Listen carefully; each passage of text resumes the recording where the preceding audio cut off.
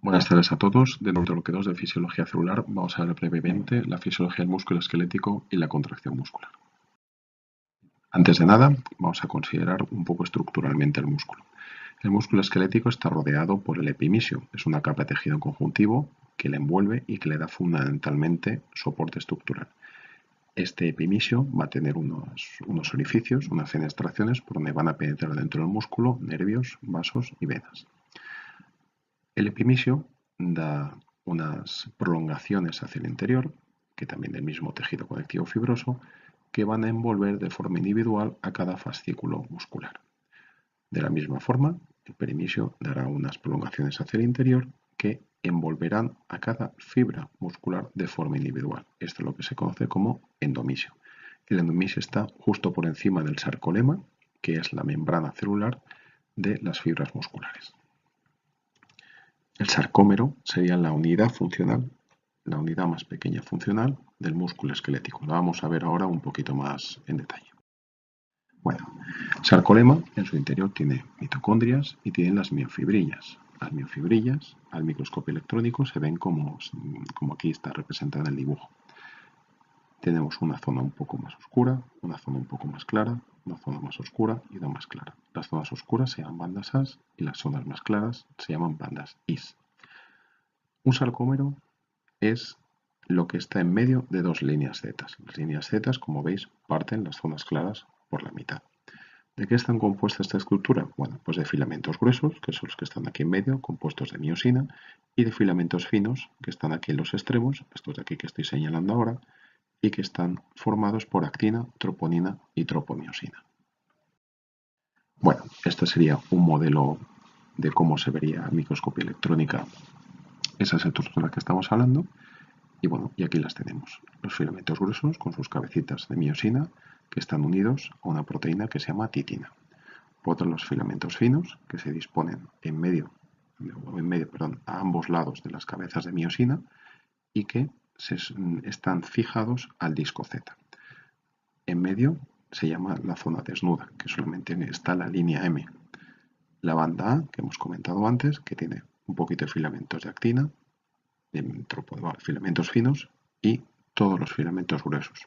Y por último, el sarcómero, que está en medio de dos discos Z. La titina, pues bueno, tiene esta curiosidad que es la proteína más grande del cuerpo humano.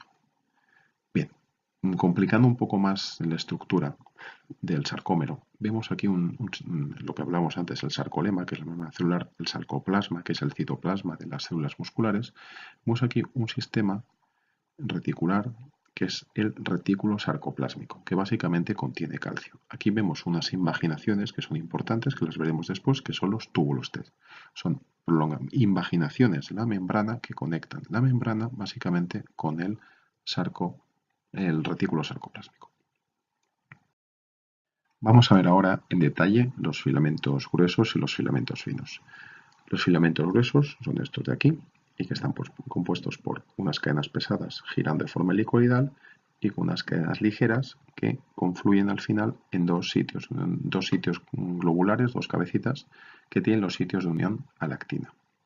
Por otro lado, los filamentos delgados están compuestos de una doble cadena globular, que son estas bolitas ligas que se ven aquí, que es el filamento de actina, que tienen unos puntos de unión con la miosina, pero que están cerrados, que están tapados por la cadena de tropomiosina.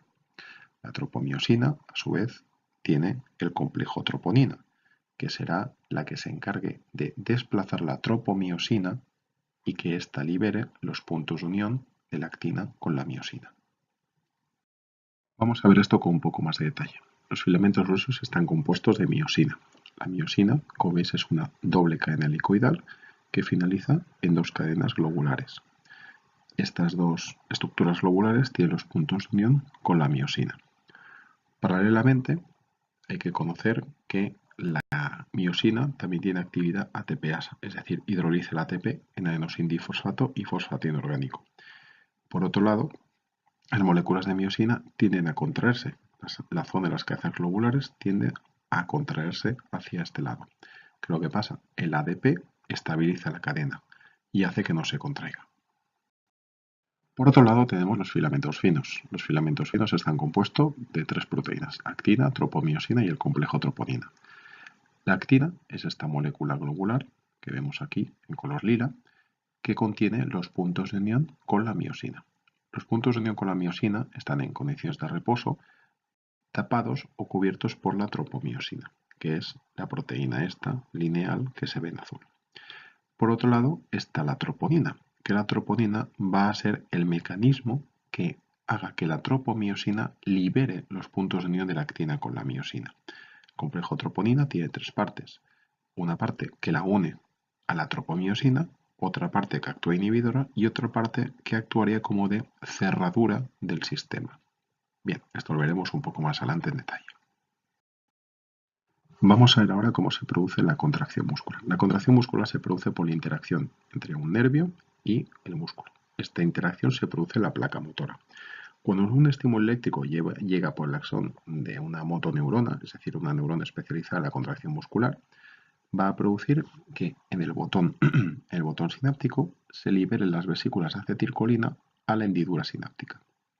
Esta acetilcolina va a producir la apertura de estos canales, que son canales de sodio. La entrada de sodio al interior del sarcoplasma va a producir una despolarización de la membrana. Esta despolarización va a continuar por los túbulos T. Los túbulos T, a fin de cuentas, son membrana. Luego va a bajar por esta y va a llegar hasta el final del túbulo T. Esta onda de despolarización va a bajar a lo largo del túbulo T hasta llegar al receptor de la dihidropiridina. Este receptor, cuando le llega la onda de despolarización, se va a abrir y va a hacer que este calcio entre en el sarcoplasma, en el interior de la célula muscular. ¿Qué es lo que va a pasar? Este calcio no es suficiente para interaccionar con el complejo troponina y producir una contracción muscular. Pero, y aquí es donde cobra importancia el hecho de que el túbulo T conecte la membrana con el retículo sarcoplásmico, este calcio que entra aquí va a encontrarse con el receptor de la rianodina, que está en el retículo sarcoplásmico. Y ahora sí, esto, una vez interacciona, va a producir que este calcio que está almacenado dentro del retículo salga al exterior de la célula. Esta salida de calcio sí que es considerable y esta es la que va a interaccionar con el complejo troponina y para iniciar la contracción. La entrada de calcio del retículo sarcoplásmico va a producir que este ahora sí sea suficiente como para interaccionar con el complejo troponina. Se va a unir con la troponina C, va a producir que la troponina traccione de la tropomiosina y produzca una liberación de los puntos de unión de la miosina con la actina. La cadena de miosina entonces se unirá fuertemente con la actina. Bueno, ¿qué va a pasar ahora? Una vez liberados los puntos de unión miosina con actina, la miosina se va a unir fuertemente con la actina. Una vez se produzca esto, va a haber un cambio conformacional que hará que pierda la molécula de ADP. Al perder la molécula de ADP, que recordemos la mantenía estabilizada en una posición relajada, se va a producir pues una fuerte contracción de las cabezas de miosina, desplazando a la actina. Esto es lo que se llama el golpe de fuerza. ¿Cómo se va a producir el golpe de fuerza? Pues de esta manera. Las cabezas de miosina se van a contraer en esa dirección y estas de aquí se van a contraer en la dirección opuesta. El resultado es una aproximación de los filamentos finos de ambos extremos del sarcómero entre sí. Se van a producir una aproximación sobre los filamentos gruesos de miosina, produciéndose la contracción muscular, en definitiva. Bueno, ¿y qué pasa con el ATP? Pues sorprendentemente, quien necesita energía no es solo la contracción, sino fundamentalmente la relajación. Bueno, buena sorpresa. Bien, ¿y cómo vamos a hacer esto? Bueno, pues en primer lugar tenemos un exceso de calcio en el citosol celular que hay que reintroducir contragradiente dentro del retículo sarcoplásmico. Para eso utilizaremos una proteína específica que se llama SERCA, que es básicamente un canal de calcio que necesita energía para funcionar. De esta forma desaparecerá el calcio, el exceso de calcio del interior de la célula, desaparecerá pues la interacción con el complejo troponina y la troponina volverá a cerrar la tropomiosina sobre los puntos de unión de la actina sobre la miosina. La miosina, por tanto, dejará de poder interaccionar con sus puntos de unión con la actina. De forma paralela, una molécula ATP se acercará a la cabeza de miosina, la cual la hidrolizará. Recordemos que tiene actividad ATPasa en ADP más fosfato. Esa ADP volverá a estabilizar a la cabeza de miosina en la posición relajada. Bueno, vamos a ver ahora la contracción isométrica e isotónica. La contracción isométrica es cuando el músculo genera tensión, pero sin acortarse ni alargarse, como por ejemplo haciendo este ejercicio, una plancha o cogiendo un bebé en brazos. No hay un movimiento del músculo, pero indudablemente está contraído. La contracción isotónica, por el contrario, es cuando las fibras musculares, además de contraerse, modifican su longitud, aproximándose y realizando un ejercicio concéntrico o separándose y realizando un ejercicio excéntrico. ¿Qué tipos de fibra muscular hay? Los veremos con más detalle en el próximo tema. Bueno, hay tres tipos de fibra muscular. Las fibras de contracción lenta tipo 1, que son de color rojo. Las fibras de contracción rápida tipo 2 tienen menos mioglobina y por tanto se ven más blancas. Y por último, las fibras de contracción rápida tipo 2B o tipo 2X son autores que son intermedias entre las rojas y las blancas.